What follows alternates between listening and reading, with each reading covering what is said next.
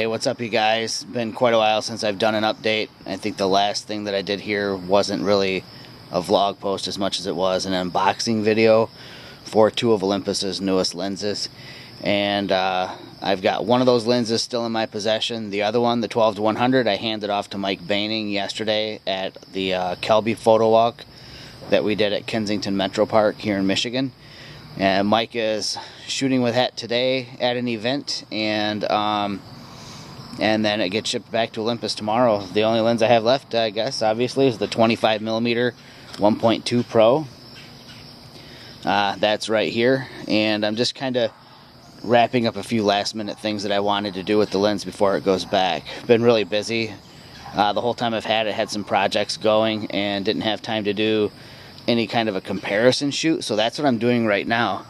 So I'm just sitting here on my back deck, and I've got this little setup right here with the last vegetables from our little garden and a mushroom I found in our yard and some leaves, and I used a tape measurer also to just kind of give you like a little distance scale.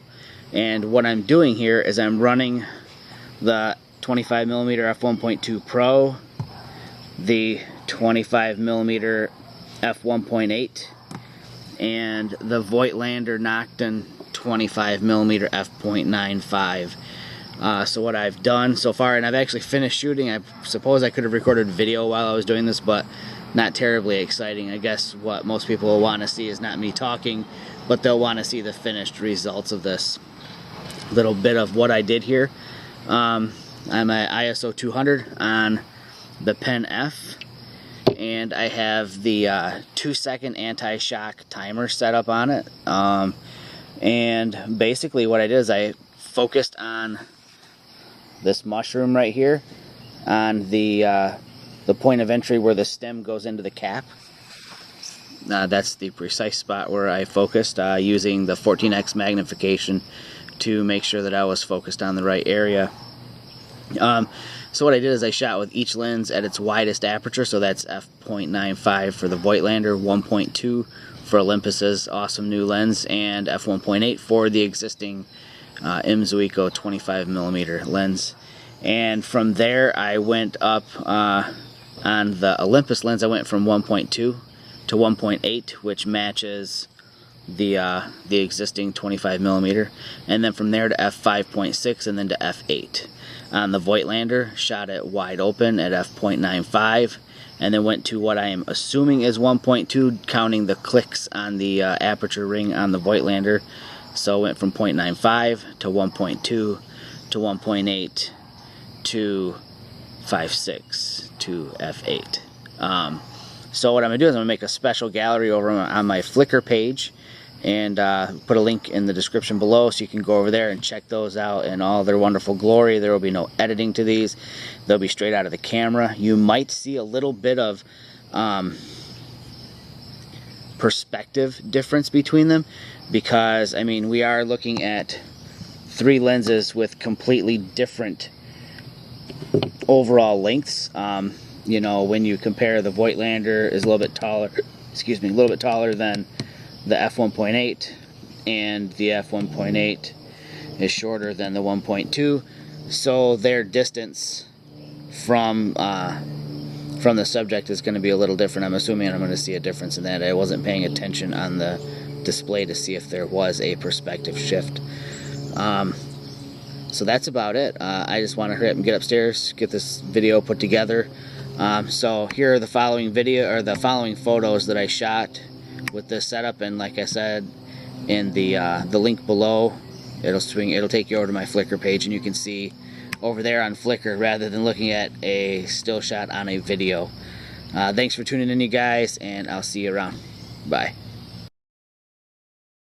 Hey, what's going on, you guys? Jamie here. I'm back inside and have all the images transferred over to my computer so that we can start doing a little bit of comparison work with these three 25mm lenses. We're starting off with the mZuiko 25mm premium lens. This is at its widest aperture, which is f1.8, and I still, in my mind, think that this is a great lens. I think it's one of the unsung lenses in the lineup. It really does a great job. Wide open at 1.8, there's a lot of detail in these unripe tomatoes here. Plenty, you can see, make out all the little details on the leaves here. I still think that it's an underrated lens. And now we're stopped down to f5.6. You should probably have been able to notice a big change in the amount of area that is out of focus on the table. At f5.6, the lens becomes very, very crispy. And I just want to point out too that these are all straight out of camera JPEG shot with the Pen F, and the color mode or picture mode on these is set to natural. This is outdoors, so I did have to deal a little bit with ambient light is always kind of one of those variables that changes when you're outdoors, depending on if a cloud rolls through or what have you. I tried to stay as consistent with everything as far as the light goes by whipping through the shots as fast as I could. The next shot in this is at f8. The difference between f5.6 and f8 as far as depth of field goes, you probably didn't notice a whole lot of change between that, but it's definitely there. And still at f8, we're looking at a very sharp image. We're still retaining a ton of detail. We're not getting any lens diffraction. It's not starting to soften back up. The wider we get, or the more stopped down we get. The next lens on the list, something of an exotic lens, is the Voigtlander Nocton 25mm f.95, and this is shot wide open on that lens at f.95. And at that, I don't know what area on this image is in focus, if anything. I know where I tried to get the focus to be, and everything is soft in this at f.95, but to be honest with you, I wouldn't honestly expect it to be perfect at f.95. That's a pretty ludicrous aperture. It does give a really soft, dreamy look, which has its place, but as far as technical dealings, I would not consider this great.